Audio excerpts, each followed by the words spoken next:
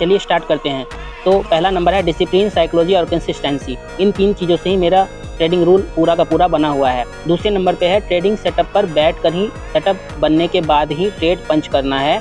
कहीं पर भी बैठकर ट्रेड नहीं करना है, यानी कि कहीं पे भी आप मार्केट में चल रहे हो या दोस्तों के साथ बैठे हो तो ट्रेड पंच नहीं करना है। आपको अपने ट्रेडिंग सेटअप पे ही बैठना है और बैठने के बाद ही आपको ट्रेड पंच करना है, इधर उधर से नहीं करना है। ये आपको आदत में लाना पड़ेगा।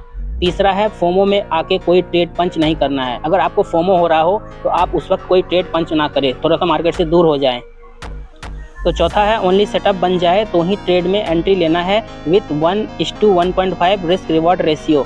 तो 1:1.5 रिस्क रिवॉर्ड रेशियो के साथ आपका सेटअप बनेगा तभी आप ट्रेड में एंटर करना, वरना नहीं करना है। पांचवा है ट्रेड में एंट्री लेते ही एसएल सबसे पहले लगाना है। एसएल को नीचे नहीं सरकाना, स्ट्रिक्ट एसएल फॉलो करना है, यानी कि आपको ट्रेड लेना है तुरंत ही एसएल लगा देना है या ट्रेड एसएल के साथ ही लगाना है। और उसके साथ साथ आपको स्ट्रिक्ट एसएल फॉलो करना है। एसएल को कभी भी नीचे नहीं सरकाना कि थोड़ा सा नीचे कर देते हैं, थोड़ी देर के बाद क्या पता मार्केट फुल बैक ले ले। ये सब नहीं सोचना है। स्ट्रिक्ट एसएल जहां लगा है उसको वहीं छोड़ दीजिए। एसएल कट रहा है, कटने दीजिए। छठा है टारगेट आते ही बुक करना है। लालच नहीं करना है कि और आ जाए और आ जाए, यानी टारगेट जैसे ही मिले तुरंत बुक करके मार्केट से एग्जिट हो जाओ। ये मत सोचो कि और थोड़ी देर रुक जाते हैं, थोड़ा सा और प्रॉफिट हो जाएगा, है ना। और कई बार ऐसा होता है कि टारगेट से पहले ही मार्केट रिवर्स करने लगता है, तो अगर आपको ऐसा दिखने लग जाए तो आप पहले भी एग्जिट कर सकते हो। सातवां है दिन भर स्क्रीन के सामने नहीं बैठना है।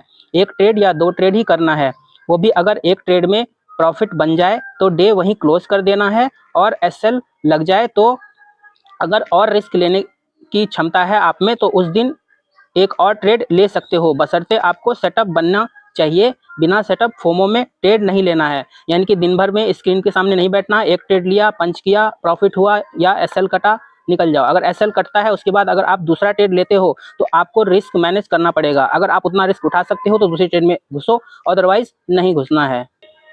ट्रेड ओवर होते ही किल स्विच ऑन कर देना है और मार्केट से दूर हो जाना है। किल स्विच किसी किसी ब्रोकर में फीचर होता है, किल स्विच ऑन कर देते हो तो आप सेम डे पे उस दिन ट्रेड नहीं पंच कर पाते हो, वो रिस्ट्रिक्शन लग जाता है। 24 घंटे बाद ही आपका वो रिस्ट्रिक्शन हटता है, तभी आप ट्रेड पंच कर पाते हो।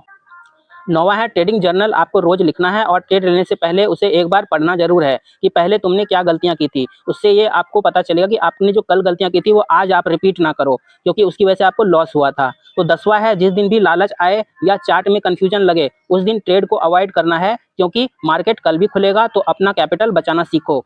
अगर आप कैपिटल नहीं बचाओगे तो कल कैसे ट्रेड करोगे। तो इसलिए अगर आपको चार्ट देख के कंफ्यूजन लग रहा है, किसी भी तरह का लग रहा है कि नहीं मुझे तो आज मार्केट समझ ही नहीं आ रहा, तो आप उस दिन ट्रेड अवॉइड करो। दोस्तों के साथ ये इन्फॉर्मेशन शेयर कीजिए।